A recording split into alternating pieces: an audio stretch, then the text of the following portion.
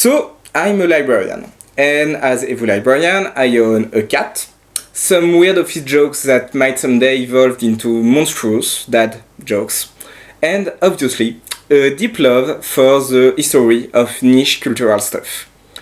And yeah, that includes French video games.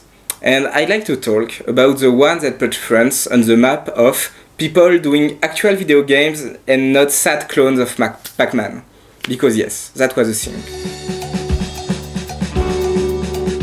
Let's talk about Another World from Eric Shea.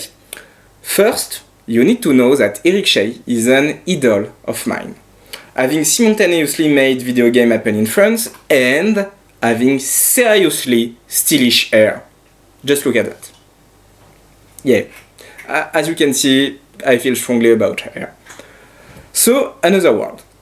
First thing to say, for a game from 1991, the graphics are absolutely gorgeous. And look at that jumping, it's like 3 different frames. That's crazy stuff. Also, it's more than just an archaeological curiosity. It's actually a true story of friendship between a human scientist lost on another world, you've guessed, and a native prisoner from this planet, escaping together from their prison. It's a short story, and you won't need much more than 1 hour to finish it.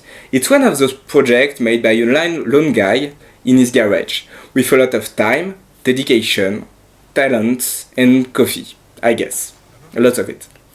And if you like movies, you can also see how much Chai loves filmmaking, and how he copied every movie camera angle during the whole games. Look at that scene. At that time, it was totally something you would see in a movie and not in a video game. It might seem quite cliché, but it should be said that it's one of the first French attempts at a video games where the narrative is seen as the driving forces of the product, and not as another one of those multiple clones of arcade games. If you're curious about what video games used to be, and where they came from, it would be an excellent idea to try out Another World. And if you happen to like it, why not try Heart of Darkness? Also a game by Eric Shea, which scared me so hard when I was young. Come on, just look at those weird shadows following you and just straight up murdering you, and then proceed to eat you. It might also explain my deep hatred for plants. Look at that green killer munching you like you are the last cake in a box. Or maybe I'm just hate green stuff because I live in Paris. Could be that too.